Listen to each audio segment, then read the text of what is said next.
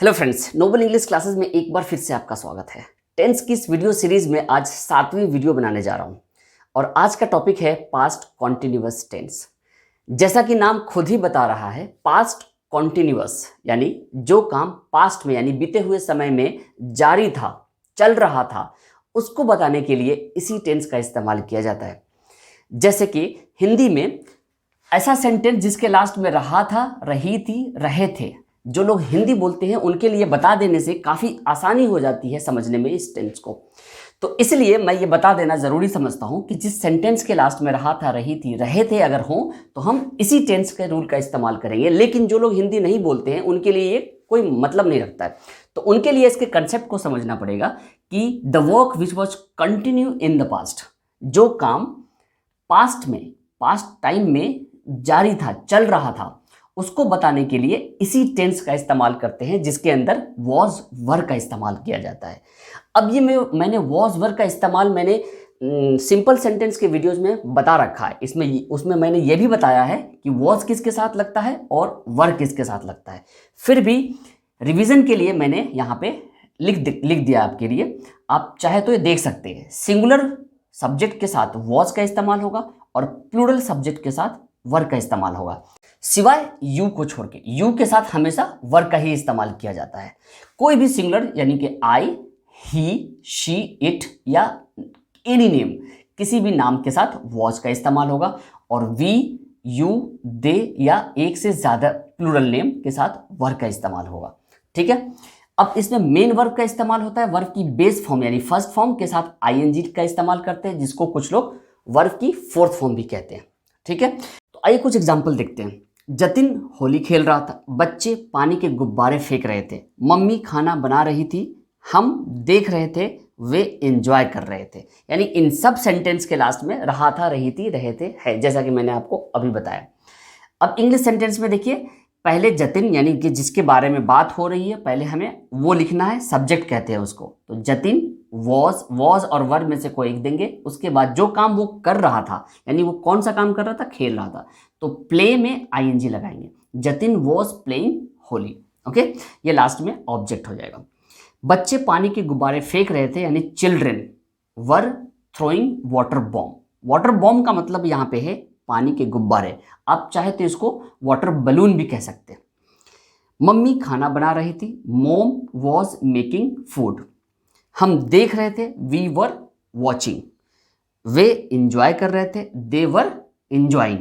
इसका नेगेटिव बनाने की कोशिश करते हैं। तो Jatin was not playing Holi, children were not throwing water bomb, mom was not making food, we were not watching, they were not enjoying.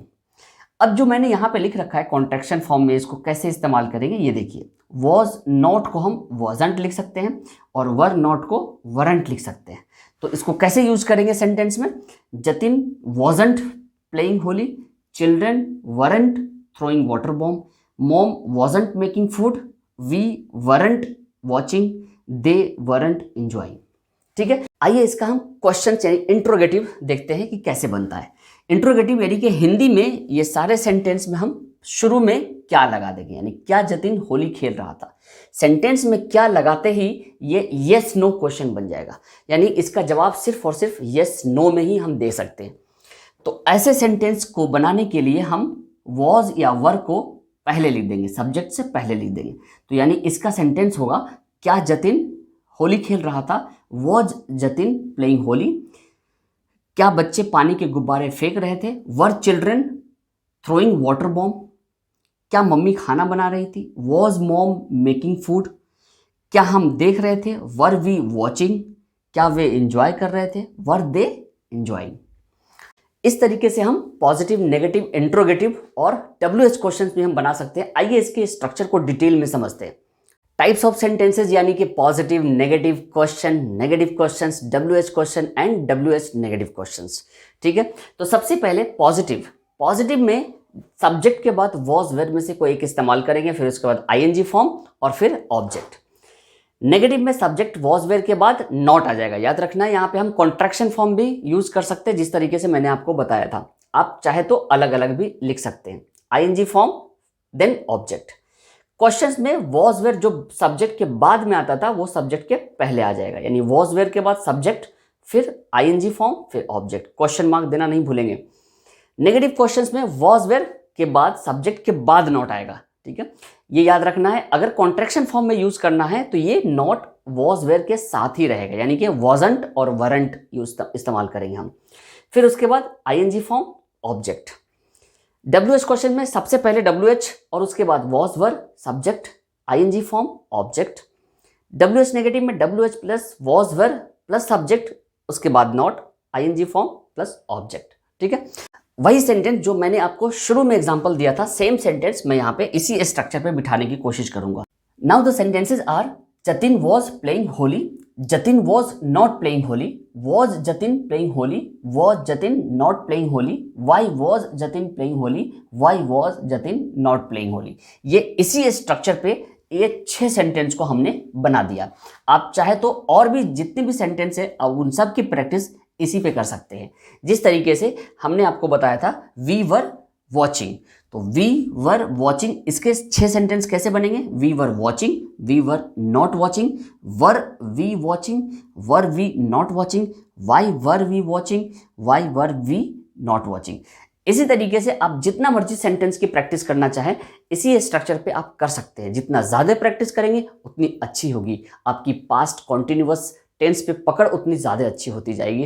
तो चलिए फिर आज के लिए इतना ही। मुझे उम्मीद है आपको समझ में आ गया होगा। मिलते हैं किसी नेक्स्ट इंपॉर्टेंट वीडियो में, तब तक के लिए goodbye and take care. और जाने से पहले मैं आपको फिर से याद दिलाना चाहता हूं कि अगर अभी तक आपने सब्सक्राइब नहीं किया है इस चैनल को तो प्लीज़ सब्सक्राइब करिए, और अगर ये वीडियो अच्छी लगे तो लाइक और शेयर करना मत भूलिए। Okay, then goodbye and take care.